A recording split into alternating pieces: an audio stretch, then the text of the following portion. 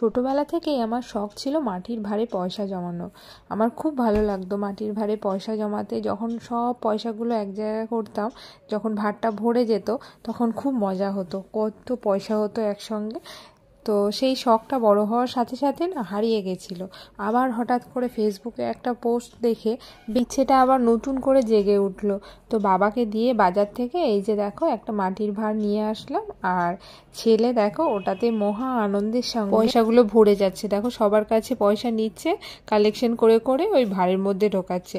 তো চলো সকালবেলার ব্রেকফাস্টটা বানিয়ে নিই। ছেলের জন্য আজকে বানাচ্ছি ধোসা, পালং ধোসা।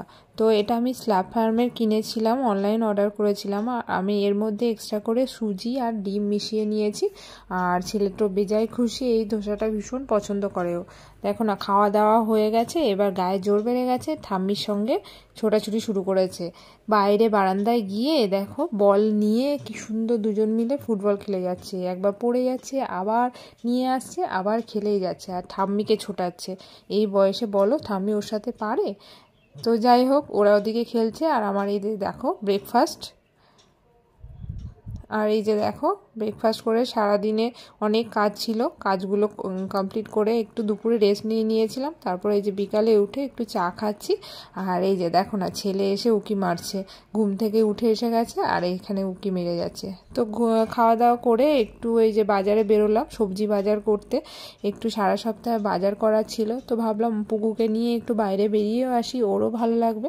তো সেই হিসেবেই রেডি সেডি হয়ে তিনজন মিলে চললাম বাজারে। আর এই যে দেখো ও টোটোতে উঠে তো ভীষণ খুশি, ও টোটো বাস ভীষণ ভালোবাসে।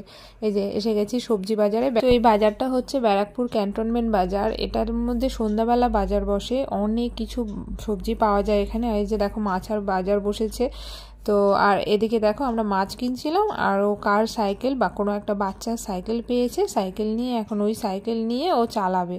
তো মহা পড়লাম বিপদে, কিছুতেই সাইকেল আর ছাড়ে না, কোনো রকমে ওকে ছাড়ানো হলো। তারপরে এই যে বাকি বাজারগুলো করতে শুরু করলাম আবার। এখানে দেখো ইঁচড়গুলো ভীষণ ভালো লাগছিল দেখে, ইঁচড়ও নিয়ে নিয়েছে। আর তার মধ্যে ওর ভীষণ জল তেষ্টাও পেয়ে গেছে। কি করব, জল নিয়ে বেরোয়নি, তাই ভাবলাম একটু ফ্রুট জুস কিনে দিই। তো ওটাই খাচ্ছে। আর এখানে পুকুর জন্য দেখো একটু ফলও নিয়ে নিলাম, ওর ফল শেষ হয়ে গেছিলো, সেই জন্য একটু ফল নিয়ে নিলাম। তারপরে সব কিছু তল্পিতল্পা গুটিয়ে আবার বাড়ির পথে রওনা দিচ্ছি। এই যে দেখো, আর এই যে বাজারগুলো হয়ে গেছে, অনেক বাজার করে নিয়েছি। আর এই টানতে টানতে নিয়ে যাচ্ছে লিফটে থেকে বাজার ঘরের মধ্যে। ওর সব কিছুতেই বেশ আনন্দ সহকারে কাজ করতে থাকে। এবার দেখো বাড়িতে এসে গেছে আর সবজিগুলো বেরও করছে। তো চলো আজকের মতো এখানেই শেষ করছি, টাটা।